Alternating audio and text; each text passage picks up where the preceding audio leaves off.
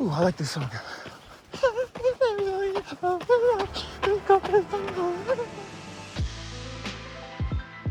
How's it going, guys? And welcome back to another edition of the Kick Report.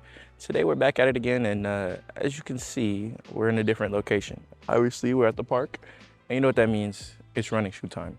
So for today's shoe, we have the Nike Winflo 11.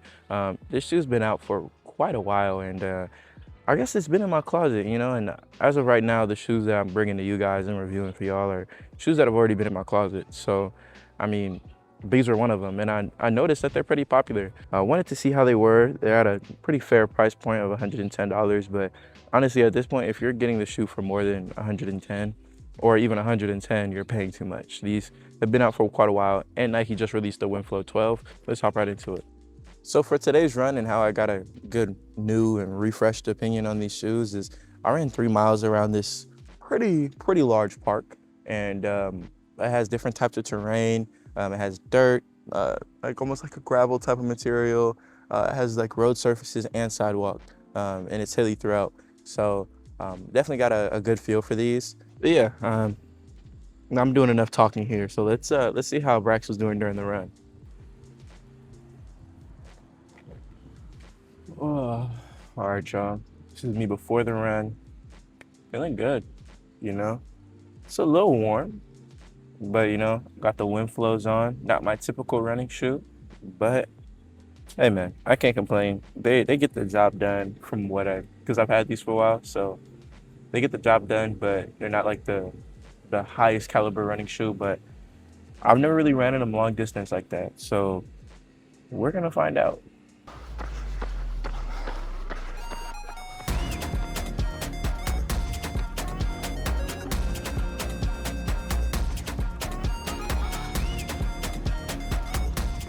Coming to y'all live.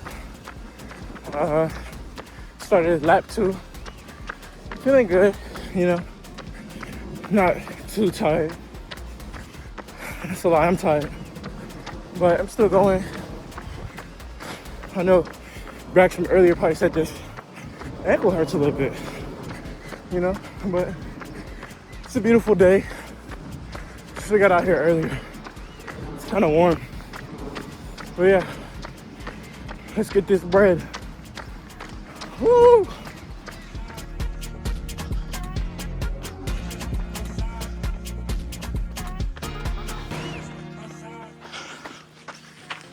I'm on this run. I'm not even that far from where I was before. And man, I want to stop so bad. But it's all y'all. Don't do it. No matter what it is. Man, this run making me inspirational. Oh. But always keep going. All right, I'll check back in soon.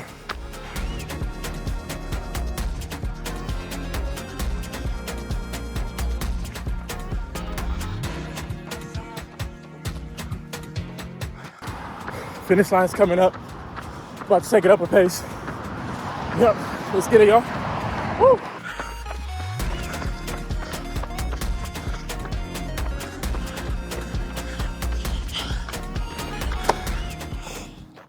So for the first mile, it went pretty well. I was probably holding up about an 8-minute, 30-second pace. Nothing too crazy. Don't worry, I'm not really a runner like that. I'm more so an athlete, let's say that. Yeah, so did the first mile. It's pretty smooth, but my right shoe did come untied twice. Now it does have some extra eyes in the shoe for if you want to adjust that, adjust like the positioning of how your foot sits in the shoe.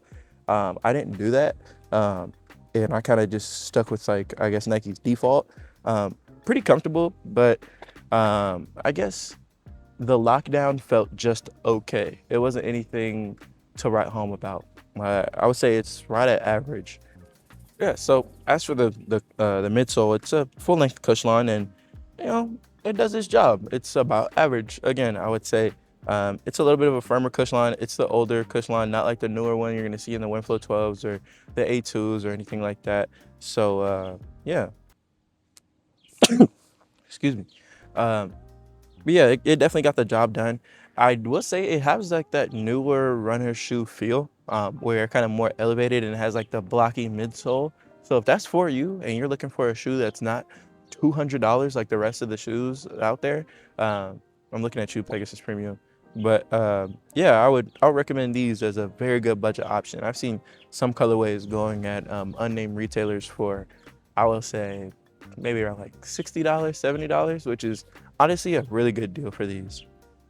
Now, as for the cushion, super solid. You know, it's not necessarily anything to write home about, but it definitely gets the job done. That's what you can say about it. I would say it's average. Again, if you're not getting the idea, everything about the shoe is pretty average. It's a good baseline for other shoes, I would say.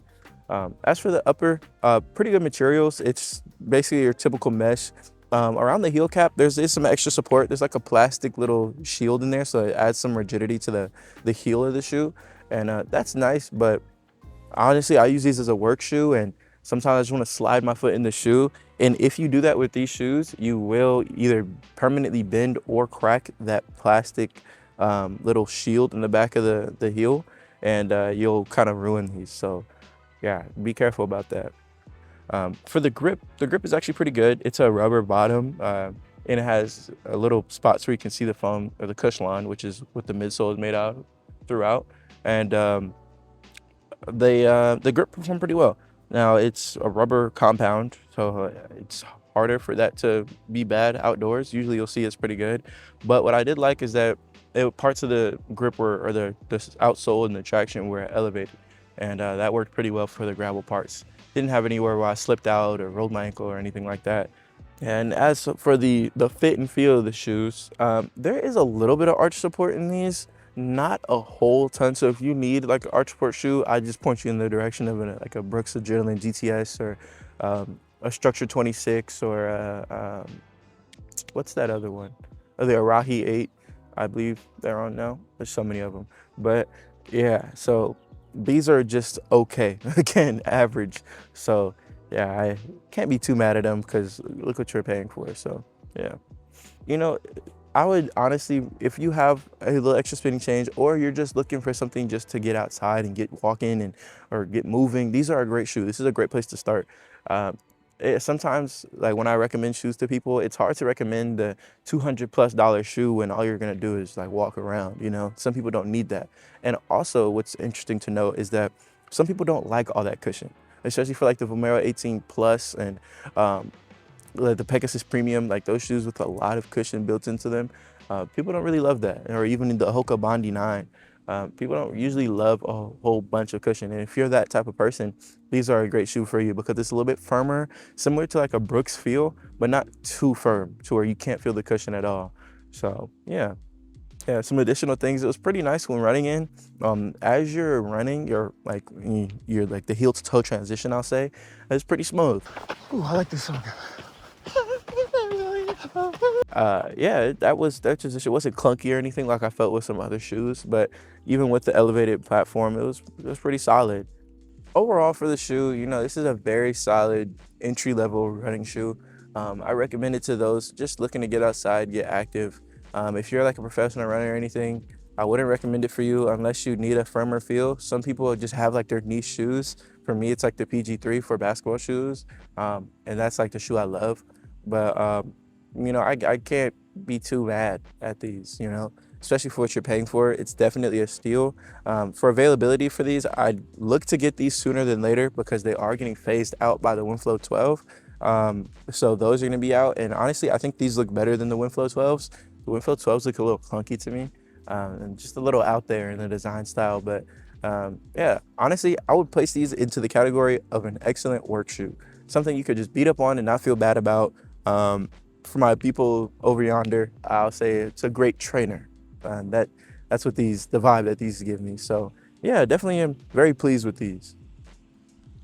But yeah, that's gonna do it for today's video. I appreciate your guys' support and love, and it truly goes a long way. I'm gonna throw us some subscriber shout out, subscriber highlight up here, over here, somewhere over here.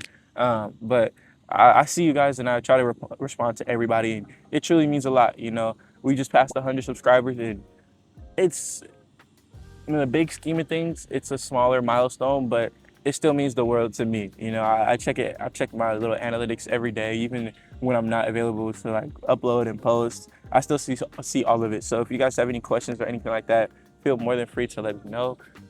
So yeah, but that's gonna do it for today's video, guys. Once again, thank you for everything, and I'll catch you guys in the next one. This has been the Kick Report.